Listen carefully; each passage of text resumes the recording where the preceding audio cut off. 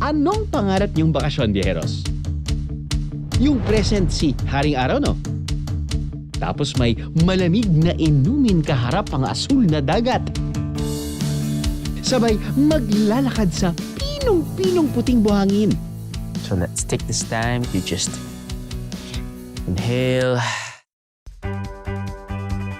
Di pwede mawala ang masasarap na pagkain, ha? Tato, dyan lang inihaw. Panalo.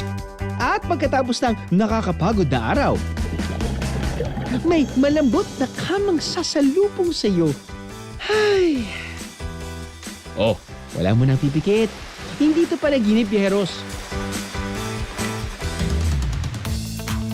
Lalasapin natin lahat to sa totoong buhay. Mula Coron, El Nido, Puerto Princesa, hanggang Balabac.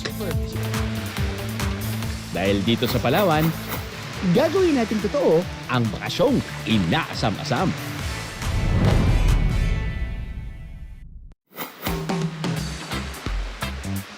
Sa pangmalakasan na tayo kaagad, tinagurian nitong last of the last frontier, ang perfect island of our dreams, ang Balabac Islands. May clear, turquoise, blue water, pinong white sand,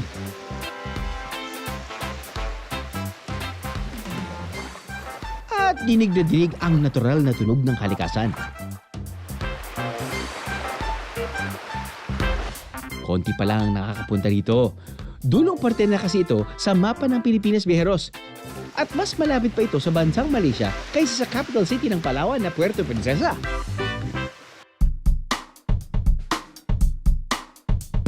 Ang sasadyain natin ngayon, talaga namang laban na laban sa pabutian. Ito lang naman ang may longest and softest white sand beach sa parting ito ng Palawan, ang Punta Sebaring. Abutin ng halos 2 oras ang biyahe sa bangka, kaya ang mabuti pa, tiyubog muna tayo.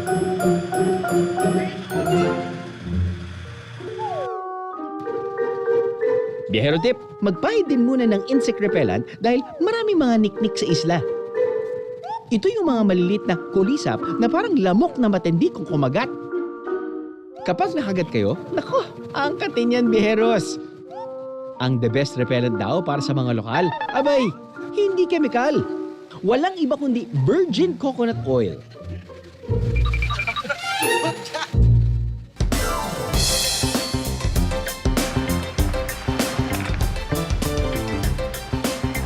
Kung ganito kaganda ang ating destinasyon, talaga namang worth it ang biyahe. Kahit #NoFilter, sobrang ganda ng islang ito.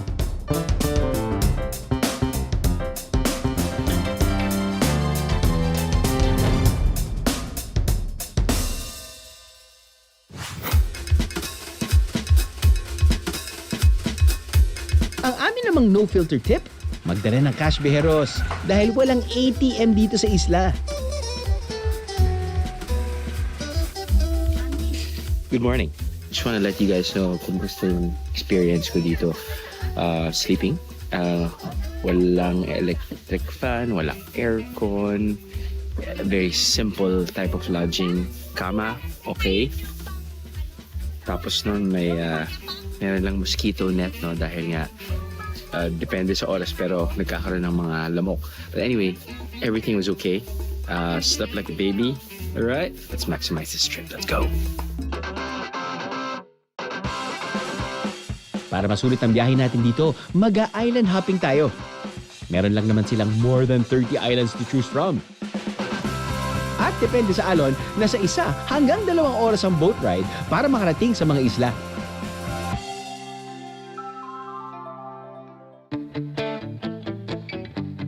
Dito muna tayo sa isla na medyo kikay. Ang buhangin kasi may pagkapit kung titingnan sa malapitan. Ito ang isla ng Patawan.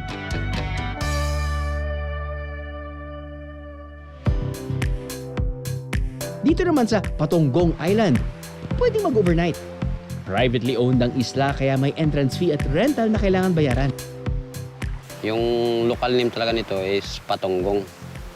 Kung sa salitang Tagalog po, nakatuwad po siya. para mas maging meaningful ang pagbisita natin dito sa Balabac Islands, syempre, makikibonding tayo kasama ang mga lokal.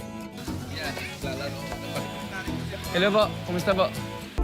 Ang aming napag-alaman, ang 1 milyon, kaya raw makuha ng mga lokal kada buwan. As in, 1 milyong kilo ng seaweeds! Tagal na ho kayong kumukuha ng seaweed. Tagal na rin po, sir.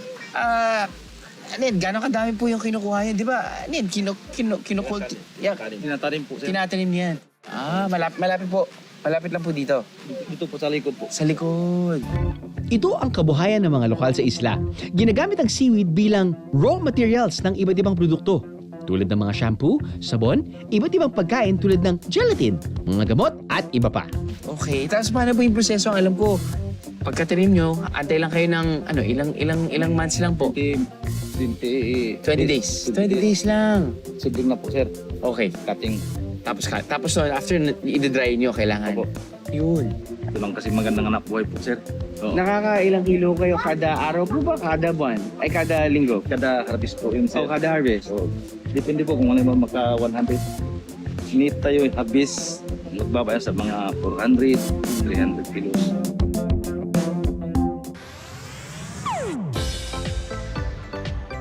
Ito naman ang kanilang seaweed farm, biyeheros. Ang ganda, no? Espesyal daw ang seaweed na naaani dito dahil sa linis ng kanilang karagatan. Hindi rin sila masyadong nagagambala ng mga bagyo. Kaya naman ang 1 milyong kilo ng seaweeds? Oh, so easy!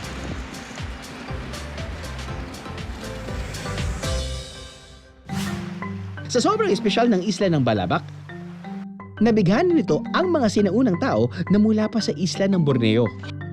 At hanggang ngayon, naninirahan pa rin dito ang mga ninuno nila na mga katutubong mulbog. Ang sinaunang pagkain ng mga sinaunang tao sa Palawan, matitikman pa rin dito hanggang ngayon. Ito ang dya at pinyaram. Mga karaniwang pagkain ng mga mulbog na makikita rin sa ibang lugar tulad ng Sulu, Tawi-Tawi, Borneo, Malaysia at iba pa.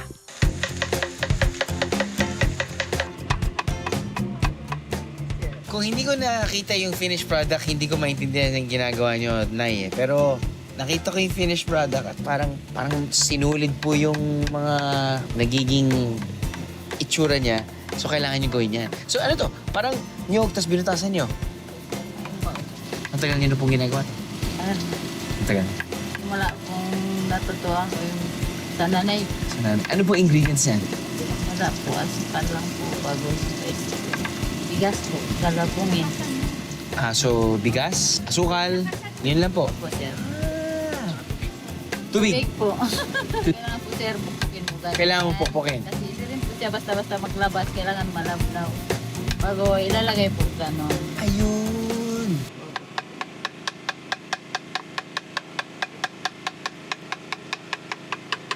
Lakas.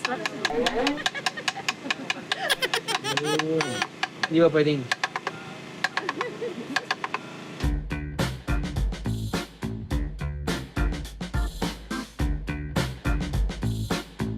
Ganun na po yun. Pwede ko ba bang tikman yung... Ito po ba? Ito po. Ito? It's Kahit saan.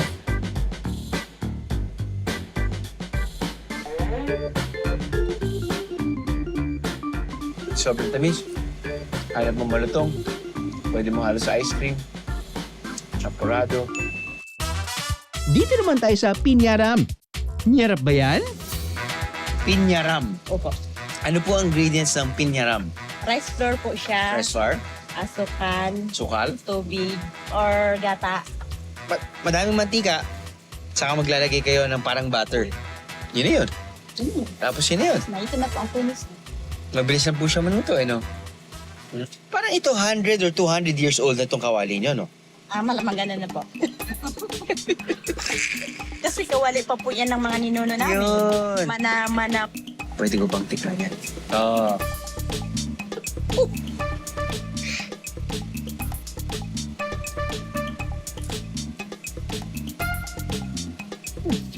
Pancake.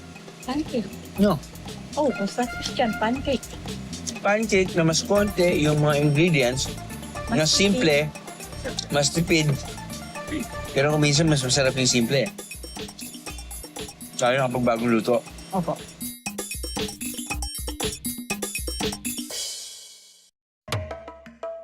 Kung ang mga katutubong mulbog, isa sa mga nauna rito sa Balabac Island, abay tayo rin may didiskubrihin.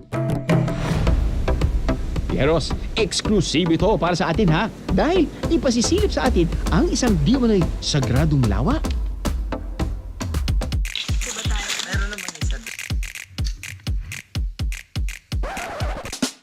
Pero bago yan, dito muna tayo sa Kayangan Lake. Kung saan matatagpuan ng iconic views ng Palawan na madalas na makita sa mga postcard.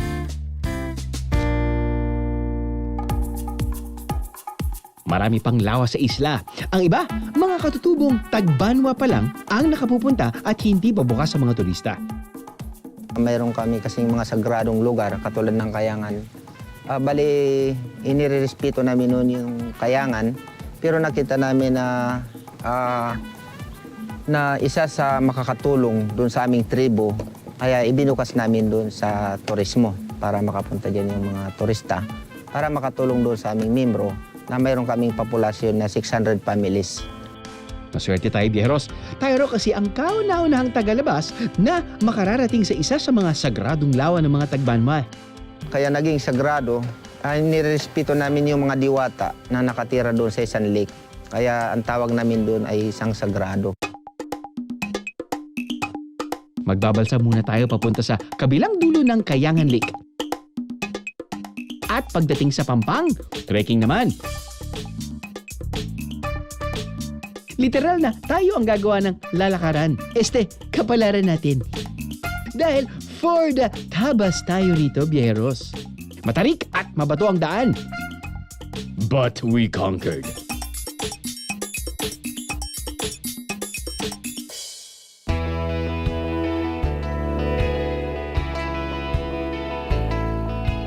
Hindi maalat ang tubig dito.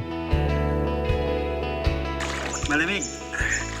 Tapos, pag sobrang linaw yung tubig, kailang pag lumoy ka banda ron, para kang may weight belt na pauba ka. Pero siguro tabang yung tubig. Hindi maalat ang tubig dito. Marami din daw balin sa sayaw na ibon sa paligid ng sagradong lawa. Isa ito sa dahilan kung bakit gusto nilang panatilihing tahimik ang lawa na ito.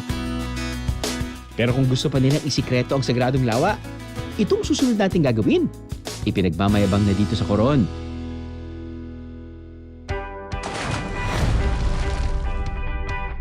Ang wreck diving o pagbisita sa mga lumubog na barko na kilala na nga raw sa buong mundo.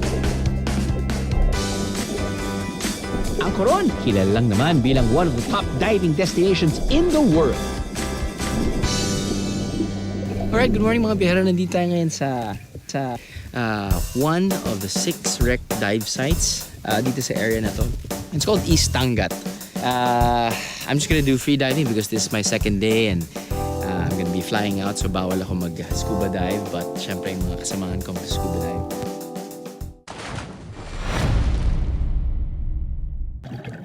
Let's hold our breath for this breathtaking view, Bieros.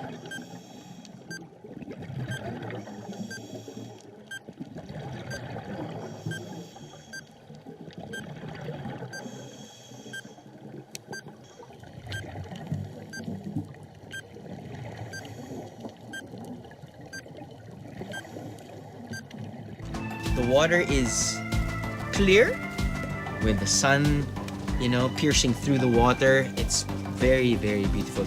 It's totally different experience if you're in scuba gear. As you can see, our other cameraman went inside with the GoPro and then wow, I saw the footage just now and it's really nice.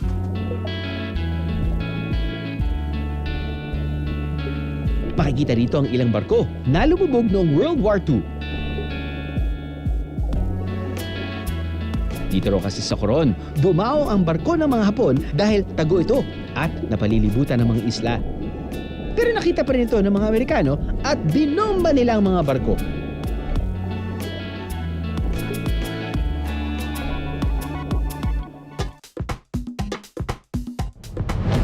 Bitin ba kayo sa water activities? I got you, Bieros. lipat naman tayo sa El Nido.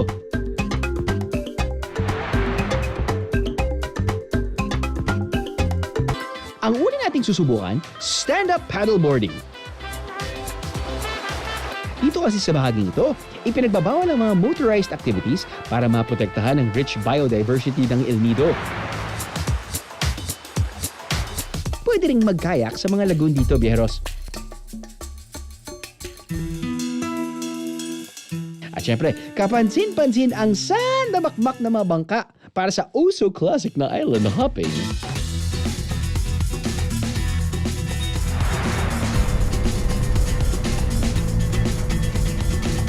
Kapag nagutom naman sa island hopping, ang mga naghihintay na pagkain, siguradong sariwa.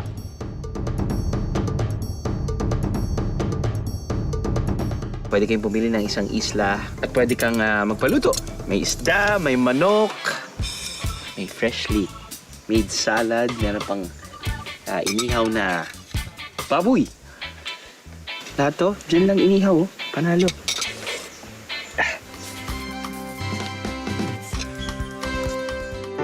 Sa pagitan din ng bawat isla, pwedeng mag-swimming, snorkeling, at umawra, biyeros.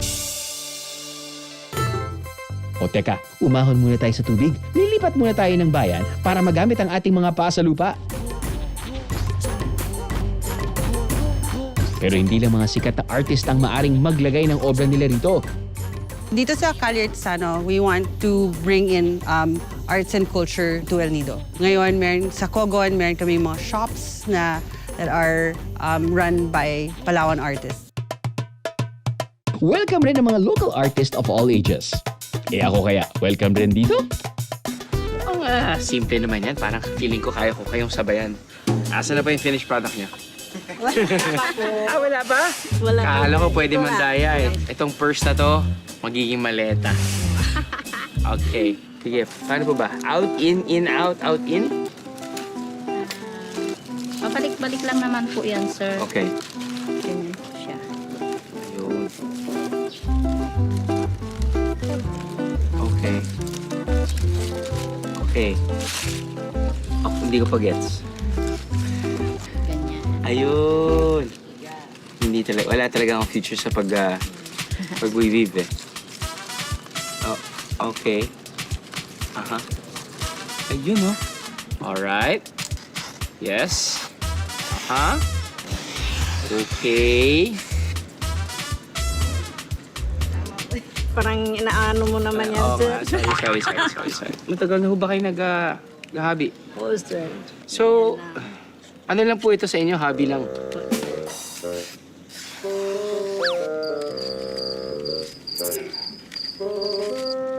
May naging trabaho na din. Opo. Ito din po ito talagang Ito lang talaga. pangkabuhayan mo. Pero nagsimula sa hobby. Ang kulit.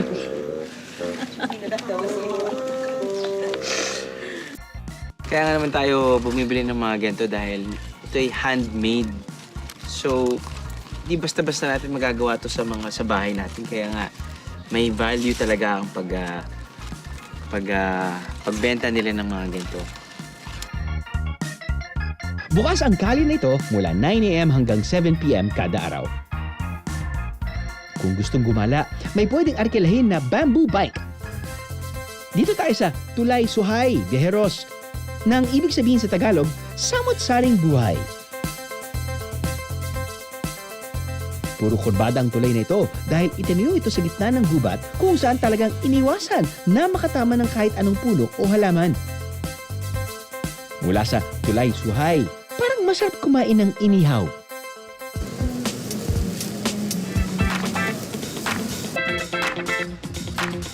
Is one of the more famous and favorite na mga pumupunta dito. It's not just a grill, parang it's also like a sports bar of some sort. I see this TV just playing sports. They specialize on different types of grilling. Mula liempo, pusit, barbecue, hanggang sa iba't ibang classic Pinoy dishes, syempre meron dito. This whole place is just it's such a nice vibe for like different. Sabihin natin kung hindi mo trip ang grill, vegetarian ka, meron din silang vegetarian restaurant. If you want Chinese food, I always want Chinese food. But right here, right now, enjoyin natin ang El Nido Grill and what they have to offer. It's dark, nighttime, so you can't really see it. But kapag daytime dito, kitang-kita mo yung beach. At syempre, there's always room for dessert. Para sa mga may sweet tooth dyan, ang native dessert na ito, karapat-dapat bang pangarapin? Ito ang sumbulo na matitikman dito sa Puerto Princesa. Ito yung tinatawag nilang sumbulo. Different flavors. Gamit-gamit ang kawayan. What they do is, napukpok nila. Tanggal. And then, they use this as the spoon. Or this one alone. There you go. Buko pandan. Suman.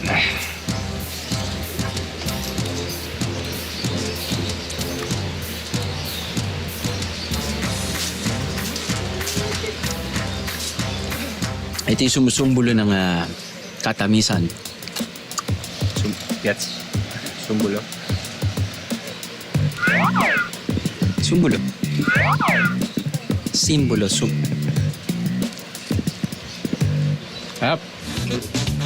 Mas masarap pa to sa tinikman nating 932 na suma na finiture na natin. Mga ganun. Colorful.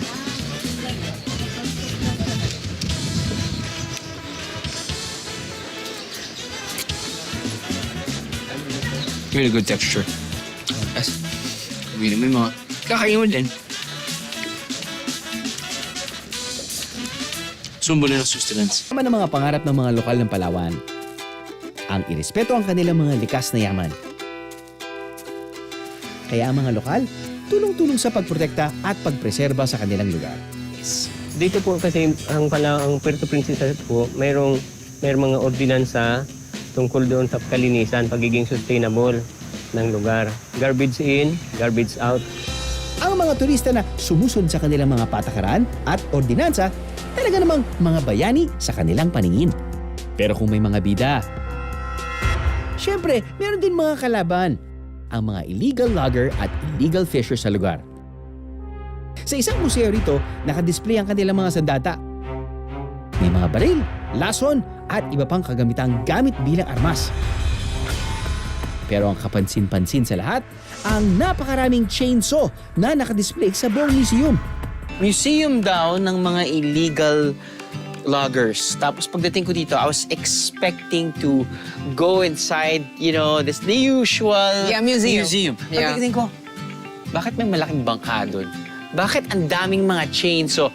Oh, this is a different museum. Yeah, it is different. It's an environmental museum. Halos every year, it's more than 5,000 to 6,000 hectares ang nawawala dahil sa illegal logging. In fact, ito ang pinaka-worst na enemy and illegal fishing sa Palawan. So it's been years, since 2009 hanggang ngayon, meron kaming nahuli na more than 700 chainsaw. Chainsaw pa lang. Chainsaw? Yup. Sinasabi nila malimit na dahil sa kahirapan. Pero come to think of it, magkano yung isang chainsaw kung bibilhin? Hindi naman kaya ng isang mahirap yan eh. Ang brand new nito is around between 65 to 75,000. Di kaya. So meron silang financer. So yun yung nag-udyok sa kanila. Tingnan nyo na lang kung gaano kaganda ang ating kalikasan kapag inalagaan.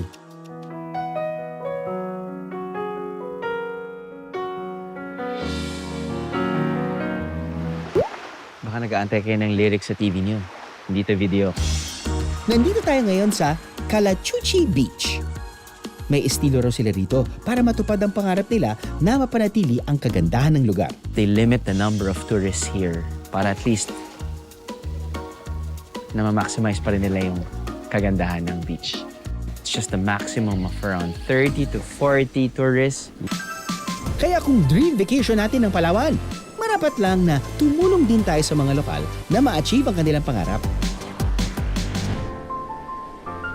Dito sa Balabac, may isang lugar na hindi raw tao ang naghahari, kundi mga buhaya. Ayun, lumabas na naman yung ulo niya. Ayun, oh. Yan, sir. Ayun, malapit. Ayan, sir. Yan, sa may tubig na yan.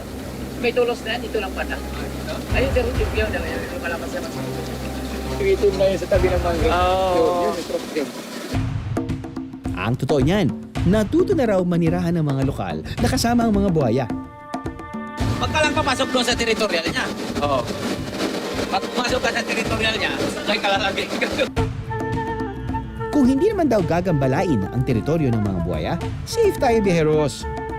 Ang totoo nga niyan, pwede pang mag-river cruise dito sa Karandungan River. Nakikilala na rin itong aming tinatawag na Balabac River Cruise. Ito po yung mangrove area po, ang mangrove place. Dito po kinukuha yung 85% ng pagkain natin. Crocodile po, base po sa analysis namin na nakasama ko po yung mga crocodile hunter, crocodile expert. Kapag pumunta ka po sa territorial niya, yun po active sila. Lalo na po ang isang lugar kapag breeding and nesting area nila, doon po, huwag po tayong lalapit doon. Kasi pinoprotektahan po nila yung mangrove. Kaya po siguro nilagay ni Lord dyan yung buhaya para katakutan ng isang tao para maprotektahan yung mangrove. Isa po yun siguro na ibinigay para maging complete yung ecosystem natin. Sa gandang natural ng Palawan, kahit sino, papangarapin itong puntahan. Ang pagbisita ng mga biyahero dito, ang katuparan ng pangarap ng mga lokal. Hindi na para sa kabuhayan, kundi pati na rin sa pakikiisa sa mga adhikaing maprotektahan ng isla. Upang mapanatili ang ganda ng Palawan, para sa mga nangangarap na magbisita ito balang araw.